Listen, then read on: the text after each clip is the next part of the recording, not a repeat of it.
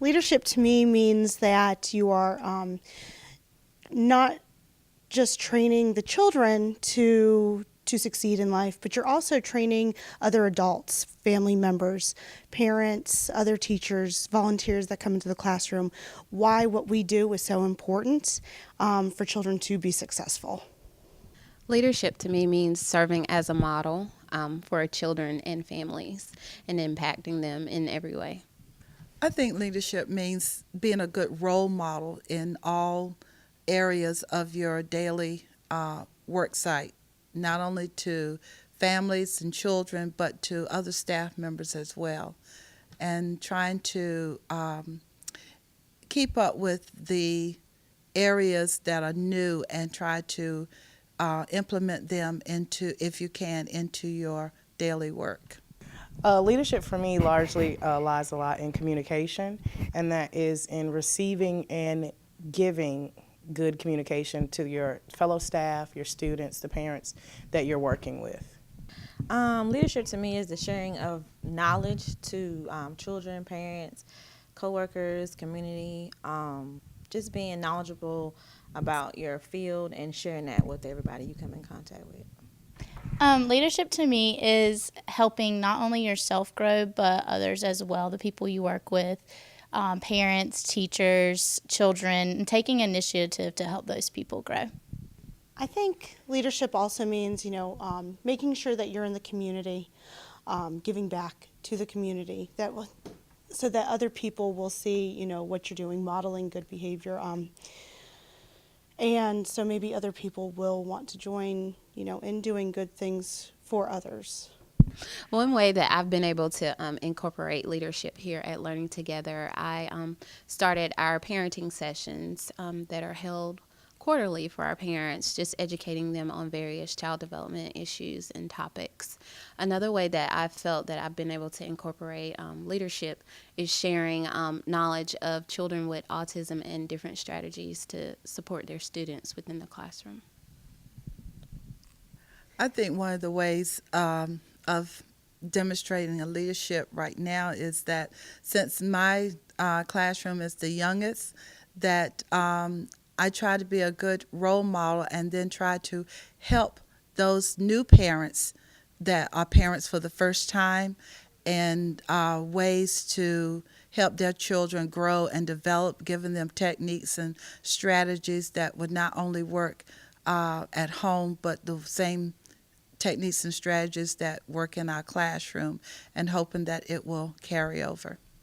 A few ways I've exhibited leadership is by attending trainings and learning as much as I can about child development and how to help children succeed. Another way I exhibited leadership was by I presented at a training for the Ask conference.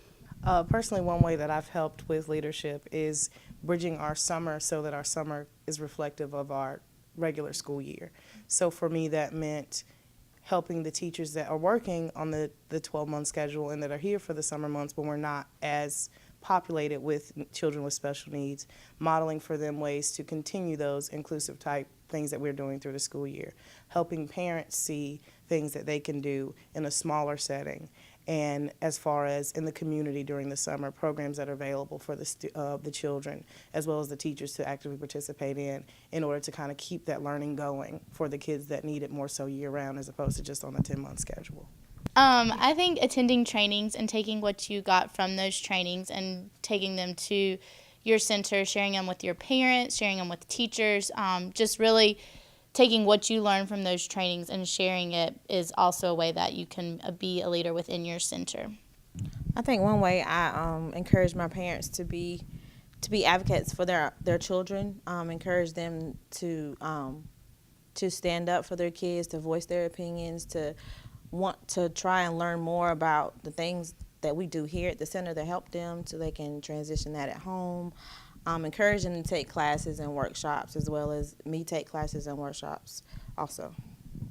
For me personally, a lot of what I do is wrapped around helping parents help themselves because they're only going to be here and in my classroom for a short amount of time, and their child is still going to need resources that they're not always going to be readily available. So the difficult thing for a leader is to find that balance of showing parents and teaching parents to find it themselves. So an area for me is helping parents learn where to look for things that they need for themselves, for support, for their children, for support, inside and outside of the classroom. I think one of the things that, I would like to work on in leadership is to be able to get more people interested in doing more trainings, finding new strategies on teaching children with special needs. What can we do in the classroom that can directly impact the children so that they can succeed in, transitions during the day or morning meetings, circle times? What can we do with children who are having fine motor difficulties in the classroom? What are the things that we can do and that make it more passionate for everybody else in the classroom as well? A lot of the parents that come to my room are first-time parents, and they're coming into the center for the first time. I'm a big advocate for finding resources for them. A lot of parents do not know all the resources that are available for them, whether it be for a child with special needs or a typical developing child. Whatever their needs are, I see a lot of it when it comes into when they come into my classroom, and I just like to be able to be that leader for the resources, just to point them in the right direction of areas that they need help with. I think an important part of a leader in the classroom is someone who works well as a team, not designating specific classroom jobs to the other teachers, but is willing to do everything that needs to be done in the classroom and taking turns and what everyone else said as far as communication is concerned. Well, my feelings of leadership, I think my responsibility to not just the children and the families, but to the staff is to give them the tools and the opportunities that they need to be able to give the children everything that they need. And so a lot of what I think leadership on part of a director or an administrator is listening to those people who are doing the hands-on work with the children. They know best what the center needs, the direction that we need to go, the resources. And unless you're listening to the people that actually do the work, I don't think that you're going to have a center that's meeting the needs of the children and families. And I always try to have staff know that I expect them to give me 100%, more than 100% when they're here. And certainly I'm always looking and thinking of opportunities for staff, and not just in training, but perhaps other professional opportunities, because teachers are constantly growing and they might outgrow the center, but they hopefully will not outgrow the field. And my responsibility is not just for my own center, but to the field of early childhood education and early intervention, and to make sure that we're building the capacity and exciting young people to feel a real sense of ownership in their own career and giving to the field. I think one thing that my staff becomes very invested. We do not have a social worker per se on staff, but the staff become very engaged with the families and really try to support them in seeking other resources that they need.